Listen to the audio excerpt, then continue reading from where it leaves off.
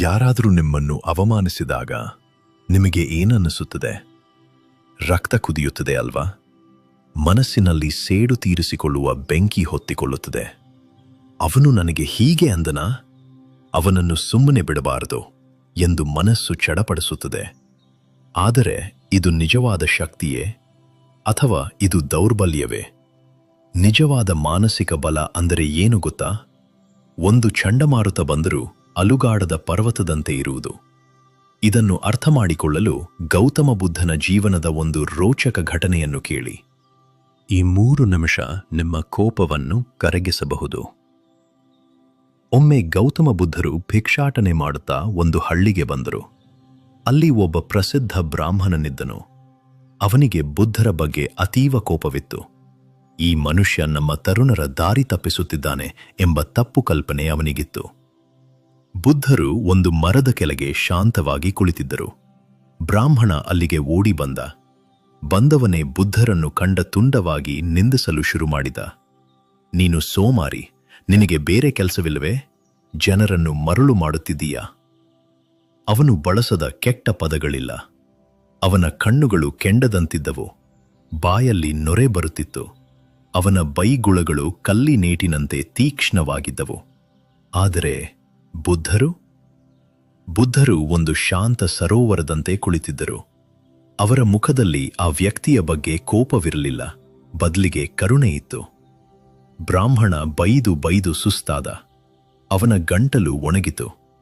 ಆಗ ಬುದ್ಧರು ನಿಧಾನವಾಗಿ ಕಣ್ಣು ತೆರೆದು ಮೃದುವಾದ ಧ್ವನಿಯಲ್ಲಿ ಒಂದು ಪ್ರಶ್ನೆ ಕೇಳಿದರು. ಬ್ರಾಹ್ಮಣನೇ, ನನ್ನದೊಂದು ಪ್ರಶ್ನೆ ಇದೆ. ನೀನು ನಿನ್ನ ಮನೆಗೆ ಬಂದ ಅತಿಥಿಗಳಿಗೆ ಊಟ ಅಥವಾ ಉಡುಗೊರೆ ನೀಡುತ್ತೀಯಾ ಅಲ್ವಾ? ಬ್ರಾಹ್ಮಣ ರೇಗುತ್ತಾ ಹೇಳಿದ, ಹೌದು, ನೀಡುತ್ತೇನೆ. ಅದಕ್ಕೆ ಈಗೇನು? ಬುದ್ಧರು ನಗುತ್ತಾ ಕೇಳಿದರು, ಒಂದು ವೇಳೆ ಆ ಅತಿಥಿ ನಿನ್ನ ಉಡುಗೊರೆಯನ್ನು ಸ್ವೀಕರಿಸದಿದ್ದರೆ ಆ ಉಡುಗೊರೆ ಯಾರ ಬಳಿ ಉಳಿಯುತ್ತದೆ? ಬ್ರಾಹ್ಮಣ ಉತ್ತರಿಸಿದ, ಅವರು ಬೇಡವೆಂದರೆ ಅದು ನನ್ನ ಹತ್ತಿರವೇ ಉಳಿಯುತ್ತದೆ. ಇದೇನು ದೊಡ್ಡ ಪ್ರಶ್ನೆ? ಆಗ ಬುದ್ಧರು ಹೇಳಿದರು, ಹಾಗಾದರೆ ಸಹೋದರನೇ, ನೀನು ಇಷ್ಟೊತ್ತು ನನಗೆ ನೀಡಿದ ಬೈಗುಳಗಳು, ನಿಂದನೆಗಳು ಮತ್ತು ಕೆಟ್ಟ ಮಾತುಗಳನ್ನು ನಾನು ಸ್ವೀಕರಿಸುವುದಿಲ್ಲ.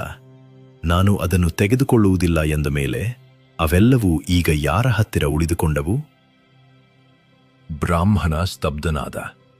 ಅವನಿಗೆ ತನ್ನದೇ ಕೋಪ ತನ್ನನ್ನು ಸುಡುತ್ತಿರುವ ಅನುಭವವಾಯಿತು. ಅವನು ಎಸೆದ ಬೆಂಕಿ ಬುದ್ಧರನ್ನು ತಲುಪಲೇ ಇಲ್ಲ. ಅದು ಅವನ ಕೈಯಲ್ಲೇ ಉಳಿದು ಅವನನ್ನೇ ಸುಡುತ್ತಿತ್ತು. ಸ್ನೇಹಿತರೆ, ಬುದ್ಧರು ಅಂದು ಹೇಳಿದ ಮಾತು ಇಂದಿಗೂ ಸತ್ಯ.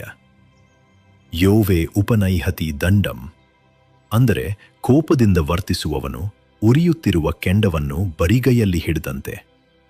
ಬೇರೆಯವರ ಮೇಲೆ ಎಸೆಯುವ ಮುನ್ನ ಅದು ನಿಮ್ಮ ಕೈಯನ್ನೇ ಸುಡುತ್ತದೆ.